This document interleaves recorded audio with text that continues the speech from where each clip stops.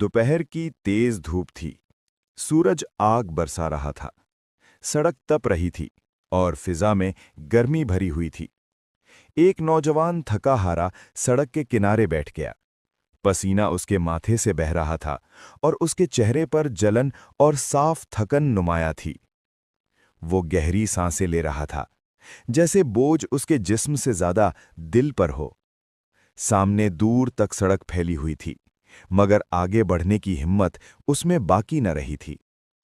इसी दौरान उसकी नजर करीब ही एक बड़े दरख्त पर पड़ी। दरख्त के नीचे गहरा साया था, जहां सख्त धूप के बावजूद ठंडक महसूस हो रही थी।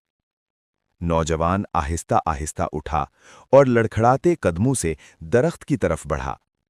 दरख्त के नीचे एक बुजुर्ग सुकून से बैठे थे, चेहरे पर वकार, आंखों में ठहराव।